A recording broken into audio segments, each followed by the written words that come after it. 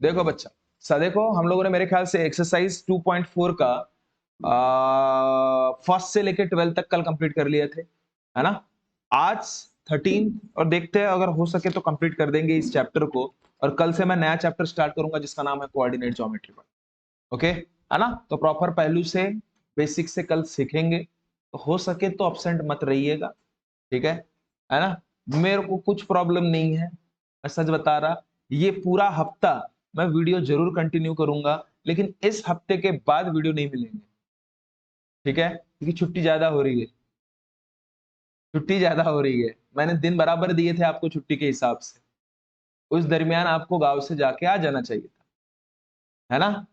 कि नाइन्थ है, बड़ा इंपॉर्टेंट है अपने नाइन्थ के कंसेप्ट, और नाइन्थ के कंसेप्ट आपके अच्छे रहेंगे तो टेंथ के कंसेप्ट अच्छे बनते हैं, क्योंकि टेंथ आपका टोटली डिपेंड है किस पे, नाइन्थ पे।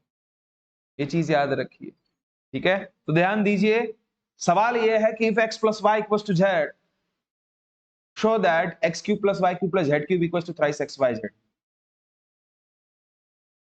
ये इसका कहना है। तो आपको ये देख के कुछ तो भी एक आइडेंटिटी आपको याद आई क्या, आपकी वाली, आपकी आइडेंटिटी पता है?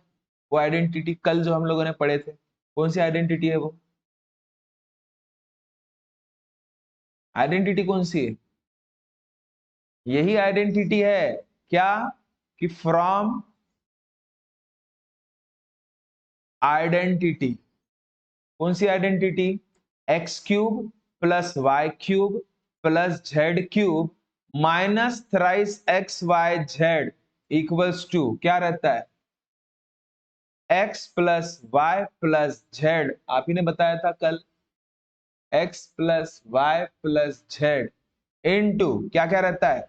X square plus y square plus z square minus x y minus y z minus z x, या फिर एक्स जेड, हाँ, y z minus x z, ठीक है, क्लियर है।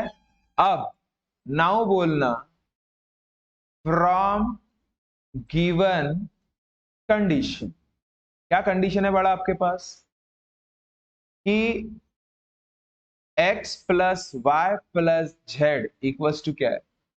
तक लिया, मैं बोला, सवाल खुद बोल रहा है x plus y plus z equals to 0। तो देयरफॉर जो भी यहां पे आपको x plus y plus z दिखा, सत्यानाश कर दो उसको, किसके साथ? किसके साथ? 0 के साथ। अब ये दिखा x plus y plus z क्या?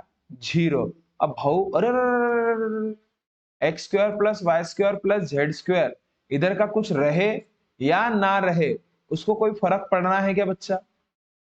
क्योंकि कोई भी नंबर या कोई भी सीरीज 0 के साथ मल्टीपल होना मतलब उसको ले डूबना। 0 मल्टीपल बाय ये पूरा का पूरा ब्रैकेट मतलब क्या होगा? 0 हो जाएगा।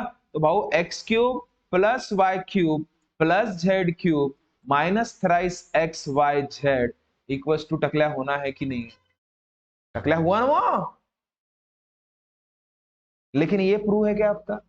आपको प्रूव क्या करना है? शो दैट ये करना है बाबा। तो ठीक है, मिलता जुलता तो बन गया। तो therefore x cube plus y cube plus z cube, ये बेचारा माइनस 3x वाई जेड इधर है, उसको उधर लेके जाता तो थ्राइस एक्स वाई जेड क्या बन गया? हेंस प्रूव्ड हो गया। क्या ये बात क्लियर हुई बड़ा? क्या ये बात क्लियर हुई? ये आपका प्रूव। जल्दी नेक्स्ट 14th एग्जांपल देखो बड़ा, 14th बड़ा बेहतर एग्जांपल है। Without actual calculating the cubes, find the value of each of the following. मतलब क्यूब का इस्तेमाल बिना किए, क्यूब का इस्तेमाल नहीं करना है आपको, प्रॉपर इसको सॉल्व करके देना है। 7 का क्यूब प्लस 5 का क्यूब, दिमाग खराब है, उल्टा पल्टा हो गया क्या लिखने में? चलो समझ तो लो, ठीक है।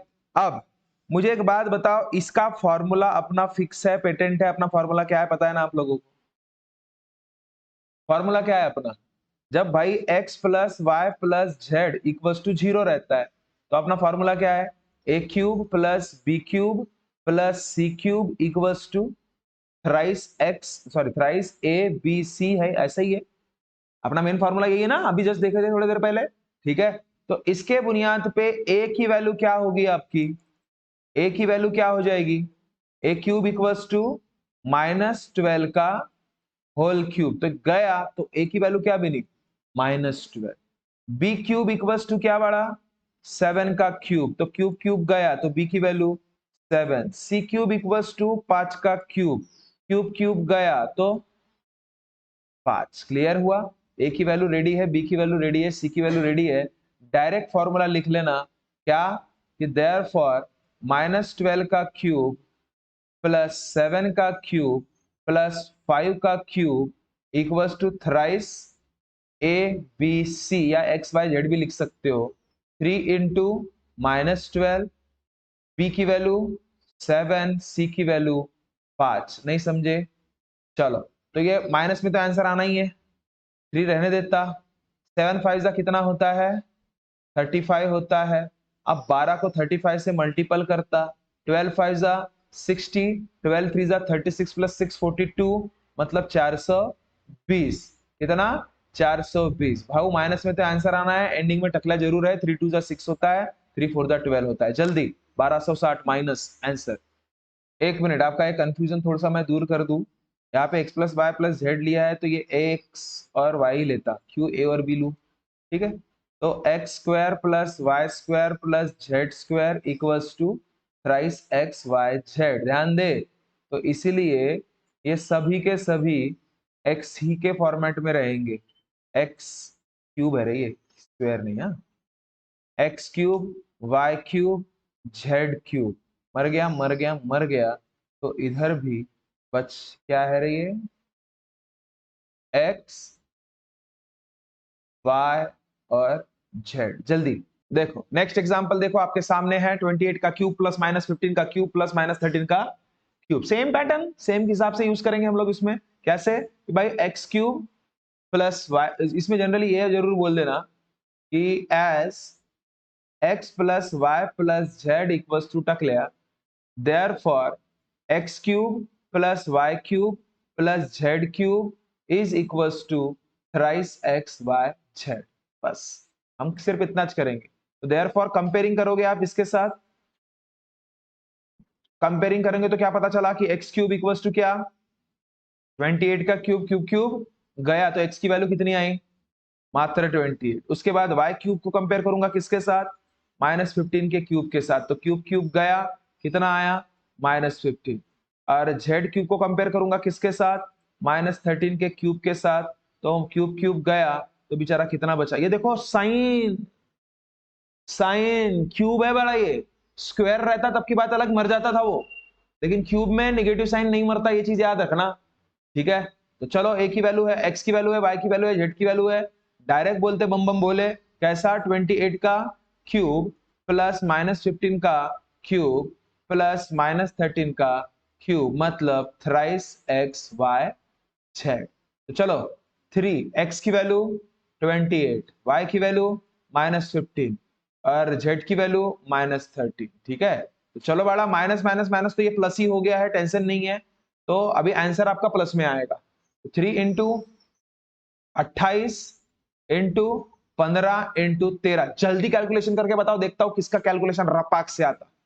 देखो कैलकुलेशन सन सन सन सन सन सन करना, और देखो वेट यार, लाइट भी जानी थी। एनीवे देखो फिर भी 15 का 13 के साथ कैलकुलेशन कर सकते हो, 13 5 जा 65 होता है, 13 1 जा 13 और 6 कितना हो जाएगा, 19, मतलब 195 तो वैसे ही हो गया, 3 इंटू 28 इंटू 195। ओके, आप जनरली 28 के साथ मल्टीपल कर लो उसको, 195 को 28, क्यों, क्योंकि जीरो वाला टर्म आ जाएगा। 8 5 जा कितना होता है, 40 हो जाएगा, 8 9 जा 72 प्लस 4 76, उसके बाद 8 1 जा 8 और 7 कितना, तो 15, ओके, प्लस 2 5 जा 10 होता है, 2 9 जा 18 और 1 19 होता है, 2 1 जा 2 और 1 मतलब 3 होता है, तो ये 0 6 9 और 5 होता है 14, ओके।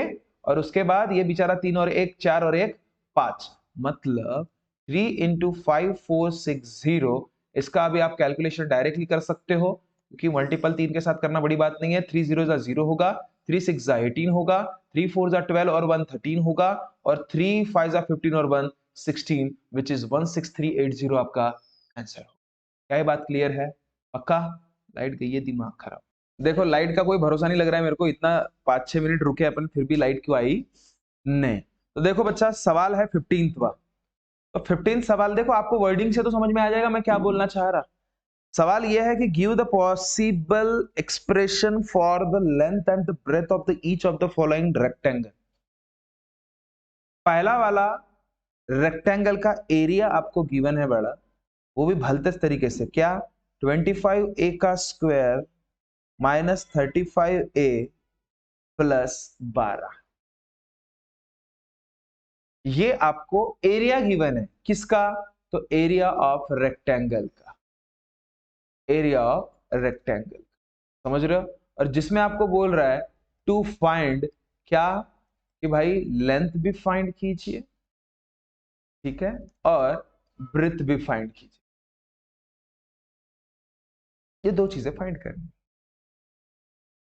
अब रेक्टेंगल की मैं अगर बात करूं, आपको सभी बच्चे जानते हो रेक्टेंगल लेंथ और ब्रेथ से बना हुआ है, जिसका एरिया ऑफ रेक्टेंगल आप सभी बच्चे को पता है क्या होता है, लेंथ इनटू ब्रेथ। समझ रहे बातों को? अब बस मुझे बस एक चीज मैं आपको यहां से समझाना चाहता हूं कि लेंथ और ब्रेथ दोनों के दोनों मल्टीपल के फॉर्मेट में आते हैं।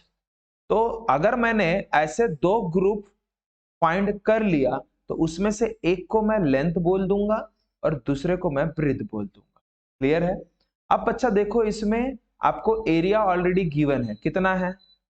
25a का स्क्वायर माइनस 35a प्लस 12। ये आपका एरिया है, ये आपका एरिया है।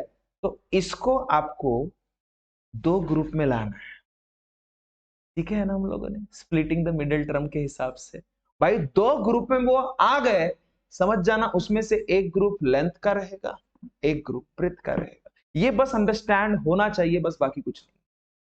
समझ रहे हो बातों को? अब दो ग्रुप में लाने के लिए जनरली एक चीज ध्यान दीजिएगा इसमें, कि हम लोग स्प्लिटिंग द मिडिल टर्म का इस्तेमाल करेंगे। इसका स्प्लिटिंग द मिडिल टर्म, ठीक है?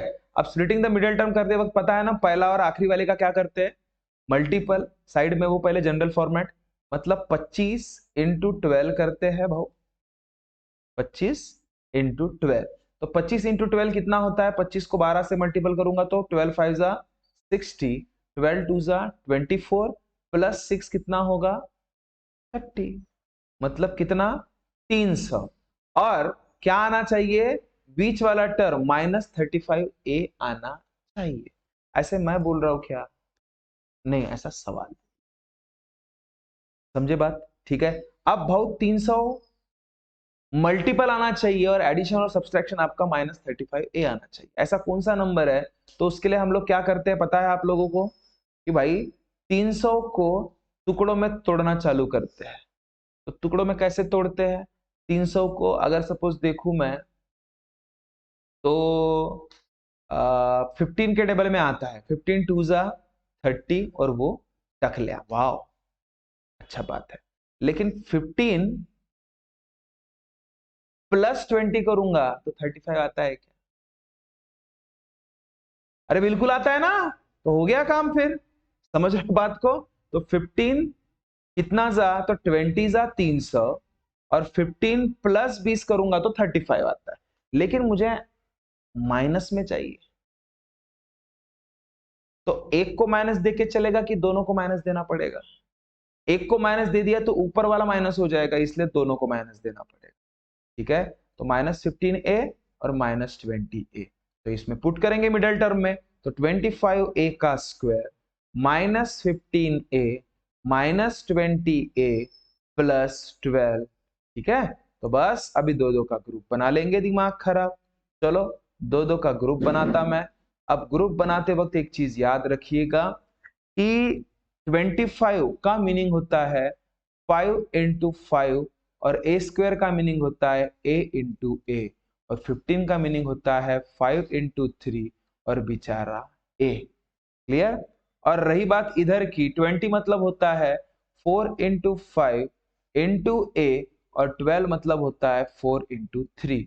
जब कॉमन पता ना हो, क्योंकि ये दो ग्रुप तो अलग अलग है ही बड़ा। हाँ, अब इसमें से कॉमन क्या लोगे आप, तो 5 इधर भी है 5 इधर भी है, ए इधर भी है ए इधर है, मतलब 5a आपने कॉमन निकाला तो बचा क्या, 5a इधर में बचा माइनस इधर में 3 बचा, और इधर में कॉमन क्या बचा, तो 4 निकला कॉमन, तो डायरेक्टली आंख बंद करके हम लोग 5a माइनस 3 लिखते हैं इक्वल्स टू, ध्यान से देखना कि 5a माइनस 3 एक बार लिखोगे और 5a माइनस 4 एक बार लिखोगे, जिसमें से ये पहला डब्बा कहलाएगा लेंथ और दूसरा डब्बा कहलाएगा ब्रेथ। खत्म। क्या ये बात क्लियर हुई। अब इसी हिसाब से, वैसे लाइट नहीं है बच्चा, लेकिन फिर भी मैंने आपको बताने की कोशिश किया है, तो इसी हिसाब से 15 का सेकंड एग्जांपल ट्राई करने की कोशिश करना। आया तो ठीक, नहीं तो मैं खुद ही बता दूंगा। मिलते हैं बच्चा नेक्स्ट वीडियो में, तब तक खुश रहिए, ख्याल रखिए। Thank you so much, tata, bye bye.